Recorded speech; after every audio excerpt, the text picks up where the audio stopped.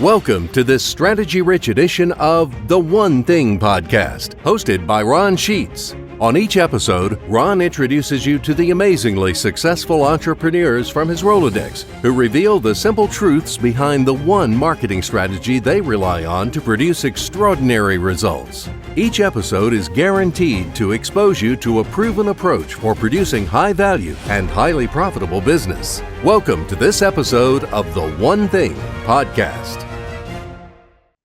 Hey everyone, it's Ron Sheets, and welcome to another edition of the One Thing Business Podcast. I have something out of the ordinary for you on this episode. In all the episodes that I've done prior to this one, I've always interviewed clients, colleagues, and so forth that are either business owners or entrepreneurs. Well, today I have something different for you. The gentleman that you see on the screen is a friend and also a member in my mastermind group. And you know, he keeps calling me somewhat of a mentor to him, which I appreciate, and I take great pride in that. But I have with you Austin Hornsby, and Austin is, if I'm not correct, 24, 25 years old. 24. He's graduated Auburn University with an MBA. So he took a path in his life where he was going down what I would deem, or we would deem, an academic path, meaning get an MBA, follow that path. And we'll talk a little more about this when he gets to introduce himself. But he, fortunately, as you heard in past episodes, is that you become the product of what you surround yourself, or who you surround yourself with. And fortunately, from my perspective, Austin's been surrounded by some really smart people. And that's how I got introduced to Austin, and he to me, from one of my mentors and friends. So we're going to talk to Austin today about kind of the path his life has taken and what he's doing now, because, as I said, he was taking a path following an academic route. He's going to graduate college, and he'll talk about, you know, what path he was planning to do. And now he's taken a different path where he has much greater control over his destiny and his outcome. And we're going to talk about what's in the future for him. So I thought this would be a really interesting interview for everybody to kind of get a perspective, because when we get together in Mastermind, we have I have two members in Mastermind that are under 30. And the fun thing is that they always bring an energy to the group. And because we're a group of a bunch of old people, as they think, and maybe they haven't voiced to us, but I kind of know, so it's always refreshing to have, this fresh blood, the fresh eyes and that type of stuff. And Austin has become a very valuable member in the mastermind group. When he started out, he didn't have a whole lot to say. He's been in the group almost 2 years now. And with the experience he's gained, he's got a lot of knowledge and wisdom already in his 2 years. So Austin, thanks for being with me today and talking to the crowd. Yeah, thanks for having me on. Yeah. Why don't we start off with tell the listeners, the viewers, what was your path? I mean, a little bit about your background, where you came from, grew up, but then what was your path when you started out, before we got connected and you got connected with Richard and we all got together. So tell us about that. Yeah, so Ron kind of mentioned I was at Auburn, and so at Auburn I was actually pre-occupational therapy, so I was thinking about going into therapy, medicine, working in the hospital. Decided that was not really what I wanted to do right before graduating, of course. So Ron kind of alluded to it already, but my dad is a very successful doctor, but he's also an entrepreneur, businessman, and Ron mentioned Richard is his partner. So Richard's kind of the mastermind behind the sales. My dad's the mastermind behind the medicine side of things. And I've grown up in this world my whole life, but kind of shied away from it. Didn't think it was for me. It was, obviously. But so Richard's kind of been in my life for the past 20 years. I mean, I've known him since I was probably 10. Richard mentored Ron. Ron mentors me. Richard's also mentored me as well. And so kind of as I was starting to figure out, maybe I don't want to just be a slave to the 9-to-5 system. I decided to get an MBA because I thought that would answer my prayers. It didn't really teach me anything. And kind of throughout that process, I started talking to Ron and Richard a lot about where I should probably go, and they suggested you should get a in-home sales closing job and get punched in the face every single day just to get your nose bloodied. And so I took that advice, and so I finished my MBA and then started working with Renewal by Anderson, selling windows in home. So been doing that for about 6 months, and it's been going very well. So yeah, as a 24-year-old, I've sold about 1.4 million in 6 months, been closing at 30%, which is about the baseline in that industry is about 25% close rate. And so have gotten my nose bloodied, but it hasn't been super painful. I'll put it like that. So I guess to answer your question in short, though, decided to go completely away from academia, 9 to 5, and kind of wanted to create my own schedule and close deals is kind of where I'm at right now, if that makes sense. Yeah. So when you, I'm going to go down the line of questioning here. So when it was first suggested to you to go get an in-home direct sales job, I mean, what Right. was your thought process? What was your feeling? What was your gut reaction? I don't want to do that. Yeah, just to put it in perspective, Richard brought that up to me, man, probably last February, so about a year and a half ago. And I was like, I'm not doing that because I was still getting my MBA at the time. Then he brought it up again, probably 4 months later. And then you brought it up, and everybody was like, you should do this, you should do this. And kind of had to grow up a little bit and be like, I need to listen to people that are wiser than me, more successful than me, and probably should just do that. And so I took Ron and Richard's advice, and I finished my MBA in December, and then January started with them, interviewed, kind of did what I had to do to get the job, essentially, because I didn't have any sales experience, anything like that. And so um, yeah, I guess my first inclination was no, not doing that. Very glad I did. Very glad I listened to advice. And then when you did it, and this is going to lead us to, I want to talk about the one thing, but when you did it and got into it, I mean, I'm sure you were scared to death. I mean, they didn't just throw you to the wolves and go out. You went with people and saw how it was done and that. But from what you felt when it was suggested to you first by Richard, and then I got on that wagon, from that to the time when you actually went and did it, what was the difference? If you can understand what I'm asking, was how, you now are in it, you're in the fight. How'd you feel then? And what were you knowing or feeling at that point that we were telling you why you should go do this? Does that make sense? I think so. Yeah. Yeah. I think the reason I was very averse to it is honestly, I think I knew it would work. Like, I think I knew I would do it and learn from it. And so I think that was like a mental change for me. Growing up, honestly, is listening to people, taking advice. I saw success. I mean, that's what you guys have been doing your whole lives, and I've been around it. And so again, I think I just struggled with the mental hurdle of just full sending it into that, if that makes sense. Yeah. Uncomfortability. I think I was uncomfortable, and that's good. That's how you grow and learn. If Yeah. that makes sense. Yeah. One of the things that I talk about a lot is we were brought up to follow a path, and that path is go to school, go to college. I mean, my son's in college and he's following that same path. He's been exposed to what you've been exposed to, but it didn't click for him yet. It clicked for you. But one of the things that I always say is in what I do, and I would imagine Richard would concur, is that I wake up every morning unemployed. Mm-hmm. Okay. Yeah. And in essence, you do too now, despite working for Renewal by Anderson, you control your destiny. So I wake up every morning unemployed.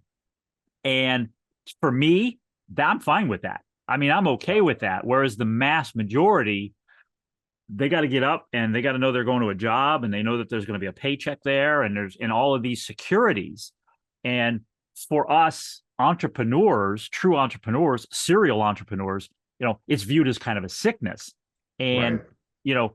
I'm very proud of you. You caught that bug and you saw it. And I'll never forget at one of the mastermind meetings, you came to me not long, I think it was in March. You came to me and go, look, I got my first check. Look at the size of that thing, Yeah. because like you said, 24 years old, you've sold $1.4 million and you're closing at 30% above. But the beauty in that, Austin, is that you're following advice. You're taking it despite how difficult it feels. Yeah. So with that leads me to, so in what you've learned, what's the one thing? What's the one thing that you have found is really most influential, most impactful for you in what you're doing to carry you forward every day? Yeah. The word that kind of came up with would be genuineness. Okay. And so what I mean by that is, just to put it in perspective, I went through sales training and learned all these scripts and techniques and blah, blah, blah, blah, blah. And I remember my first solo appointment. Okay. Now I actually sold it, but it's a funny story. I do all the script. I mean, I go in, say it word for word. I memorized everything, do all these closing techniques and everything. And the lady just looked at me. It was just a single lady, a widow. And she goes, is this your first sale ever? And I said, yes, ma'am, it is. She said, okay, I'm going to buy your windows then, just because she felt bad for me. And so that was just a funny story. But just kind of as I started going, the first 2 months, I was still just kind of figuring stuff out, following the script. I had a really good first month, call it beginner's luck. I don't know. Then the second month, I kind of just tanked. Okay. And so advice again from you guys at the March Mastermind was, you need to go out with the top rep in Alabama and just be his friend and watch what he does. And so I went in the home with him at the end of March, and I had sold like 70,000 in March. That's not good, not good for that industry. And went out with him and just saw him being genuine. I mean, he just went in, didn't do any of the sales script, didn't do any of the techniques, just went in, was their friend, showed them the product, got them excited about it, solved their problems. And so, I actually, I recorded him without telling him the appointment and listened to it over and over and over again, just kind of listen to his tonality and things like that. And so just kind of applied some of those things and just started being myself. I just kind of threw out all the sales scripts and everything, started going in, just being myself, being my genuine self, being honest with the customers. And I saw my percentages just skyrocket, so the next 3 months I was closing 350,000 each month, over 30%.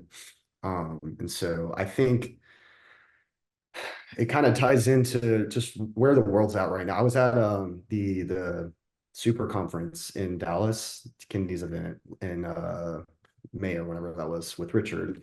And Robert Greene got up there and had a great talk. And he was just talking about what people are looking for in today's world. And he just said genuineness, real connection, honesty, because we live in a world that's so surface level, social media, BS constantly being thrown at you. And so I think it applies to what I'm doing, but I think it can apply to every business. It's just being upfront with people. People can tell when you're lying to them. And just, I don't want to make it sound easy. It's not like I just walk in the Right. home and sell $100,000 worth of windows, but I think that core genuineness can apply to everything. Marketing, you need to have genuine marketing. You need to have genuine practices. If you're in medicine, be honest with people, be upfront. If that answers. And then I guess a couple like side, because it's kind of funny. You mentioned there's not one thing, some people say that. I think that's the one big thing, but there's, layers to that, just having empathy with people, emotional intelligence, telling stories as well. That's something that's really big in this space, marketing, Dan Kennedy world. Yeah. Yeah. I don't know if I think that answers your question. Yeah, Sorry. absolutely. Absolutely. And a fella that mentored me before and actually introduced me to Richard originally, in that one of the things, and he was instrumental in my early sales training and my marketing training, And along the same lines of the being genuine, I remember him telling me is that the first sale you have to make with every client is yourself. You Right. have to Right. sell yourself, because Right. if they don't buy you, then they're not going to buy what. So the lady, the story you told on your first appointment, she bought you because Right. you were Right. honest. You were uncomfortable, and she saw that, but you were genuine. So I think that's a smart thing that we miss, because we live in such a superficial world right now. Right. Social media, I deem it, social media is people living through rose-colored glasses, meaning it is not really their true life that you see there. And that's the life they want to lead, but that's, another story. So, um, what, so you said you threw out the scripts and the things like that, and their scripts are very good, Yeah. but and I'm a firm believer in scripts. How much of it, though, did you truthfully, if you did, keep? Because Right. without, Yeah. It's not like I just threw away everything. Like I said, there's things you got to do. You yeah, can't just abandon the methodology is what they call it in the industry. But I think it's more of a just adapting to the client, genuinely adapting to them. You can't have a linear, like, I'm going to say this here, this here, this here, this here, or right. a method to every situation. You need to um, connect with them as yourself and listen to what they want. Richard actually, the best advice I've still gotten in sales is his whole methodology is hear the customer or the client's story, tell them your story, and work from there. Just adapt. And his famous line sounds good. That's you can't beat that. It's just listening to what they want, telling them how you can solve it, and moving on. Just closing doors Yeah. constantly. It's a So matter of making the script yours, making the script right, you, rather right, than right, just following the words on the page. right. Yeah, yeah, exactly. Okay, great. So, um, what does, is this, now that you have this new path in that, is this something that you're going to do the rest of your life? You're going to sell, replacement windows? What does the future hold for you? Yeah, I would say no. I definitely don't want to be selling windows forever. Kind of moving forward, still closing, want to be in closing roles. Also dabbling in some entrepreneurial ventures already at my age. So my sister and I have started a social media kind of agency helping clients, gain their image on social media, kind of organic marketing, quote unquote.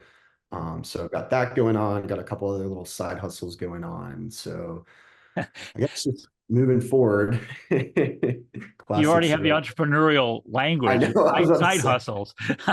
side hustles. Yeah. And to the Just average public, learning. that's a just Yeah. that's a negative thing, but we I understand what think that. something, I guess, going back to my first mastermind ever, I remember this so vividly. I was up there and you asked me, have you read Think and Grow Rich? And I said, oh, I've always wanted to. And then you guys all just started, what do you mean you've wanted to? And so I actually have this right here. I read that book that year. Okay. And then as you know, in the book, you need to have a plan. Okay. And so I think that's something I learned is having a overarching goal, like long-term plan, which I have. I actually have it. I keep it on my desk. It's written down right here every day. But with that, being adaptable. So like, I'm not going to write into my plan. I'm going to work for Renewal by Anderson for 3 years and quit on that third year day. I'm kind of adapting constantly, but I think it's very, very important, especially if there are younger listeners listening. You read this book, develop a plan, stick to it, and do it relentlessly as well. So Yeah, yeah. yeah. No, that's good. That's good advice. So, you and your sister have, the side business and going. I mean, if people want to find out more about you or find out what you're doing, or maybe how you can help them. Yeah, How do they yeah. get in touch with you? How do they find out more? Yeah, you can email me at ajmhornsby, HORNSBY at gmail.com, or you could add me on LinkedIn as well. It's just Austin Hornsby, and then probably say MBA just so I can be official on LinkedIn. But yeah, I would love to chat. We're working with a couple clients right now, actually developing their social media presence. It's been going really well. So would be happy to chat, and see if we can help you guys out as well. Cool. And just in closing, I'm curious for the audience to hear is you mentioned mastermind, I've mentioned mastermind, in that as a person who doesn't have their own business but is controlling their own destiny, how has mastermind, being around all these older people with wisdom, how has that been helpful? If it has been, how? Yeah, well, it's funny. I keep this on my desk every day as well. Okay, this is me in the mastermind. It is invaluable, especially the Gold Crown. I mean, I haven't really looked at getting into other ones just because how good this one is. For somebody my age, it's seriously, it's invaluable. I can't stress that enough. Anybody's age as well, but it's been so helpful to me. It's funny, you mentioned a bunch of old guys. That's what I tell my friends is I go, oh, I'm going to hang out with my old friends in Ohio this week. So, but there's just wisdom that I would never know from life, that's just so helpful to me. And again, I think I contribute a little bit to the group, kind of bringing a different perspective, but I learned so much in those 2 days every single time. And just, friends as well. You become a friend. Dan, Pete, Partiv, all of them. They're just dear friends to me now and mentors. And so I've loved it so much. Yeah. Well, you bring a lot to the group, so don't sell yourself short. You bring an awful lot to the group, because it's excellent for us because you challenge it from an entirely different perspective, and because you're of a different generation from all of us, so we get to see it from your perspective rather than only looking at it from our perspective. So it's been invaluable to have you as part of the group and to call you a friend. So Austin, I appreciate it. Thank you for taking the time now to share, the wisdom that you do have, with the listeners. So thank you very much. Welcome. Thanks for having me on. You're welcome. So my name is Ron Sheets. This has been the One Thing Business Podcast. As I always say, you can't pick up everything by just listening to this or watching this once. So go back, watch it again and again with a paper and pencil, take notes. You'll pick up more and more. Thank you again for watching, and we'll see you in the next episode of the One Thing Business Podcast. Thanks. Thanks for tuning in. I'm sure you got a lot from this episode. Join Ron and his next guest here on the One Thing Podcast.